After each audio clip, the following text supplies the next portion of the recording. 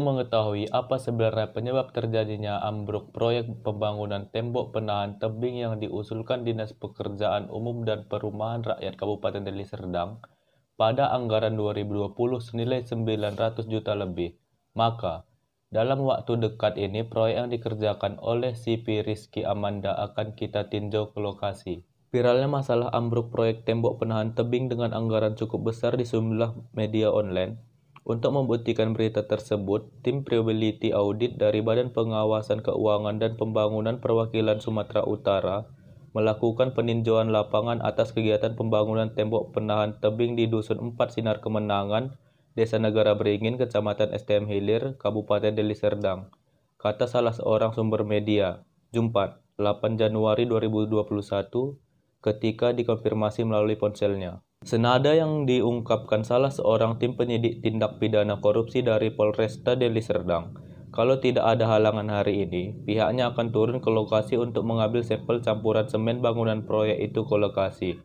Dan selanjutnya tim penyidik akan mengundang pihak dari rekan CP Rizky Amanda, PPK, konsultan pengawas, maupun konsultan pelaksana, guna memberikan informasi terkait proses pembangunan proyek itu. Dan kalau memang nantinya ditemukan adanya kejanggalan dalam pekerjaan itu, serta adanya kerugian negara berdasarkan hasil audit tim Probability Badan Pengawasan Keuangan dan Pembangunan Perwakilan Sumatera Utara, maka penyelidikan sudah pasti ditingkatkan mengarah tersangka turutnya.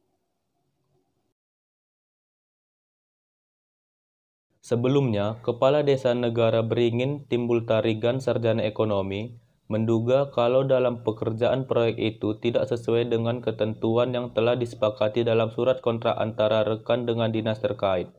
Kalau pihak rekanan mengerjakannya sebagaimana yang tertuang dalam surat kontrak itu, tidak mungkin semudah proyek tembok penahan tebing ambruk, ujarnya.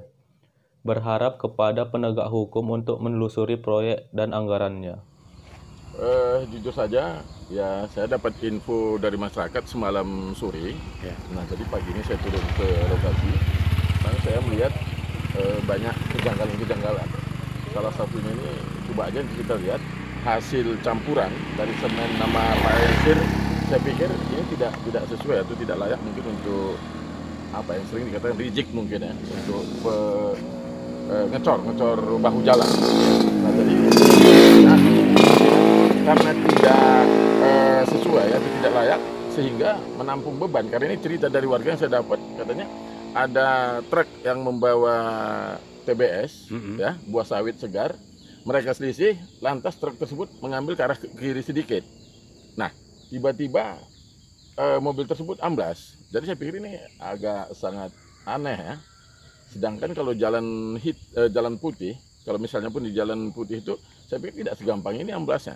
Yes. Jadi ini ada beberapa kejanggalan lah. Yeah. Ini yang saya ketahui. Sebelumnya ada ini pihak desa dilibatkan dalam pembangunan ini, Pak, kira-kira, Pak?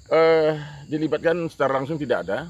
Hanya saja awal atau sebelum mereka melakukan kegiatan, ada surat pemberitahuan bahwasanya CP yang tertulis di plang, kalau nggak salah CP Rizky atau apa ya, nanti bisa dilihat.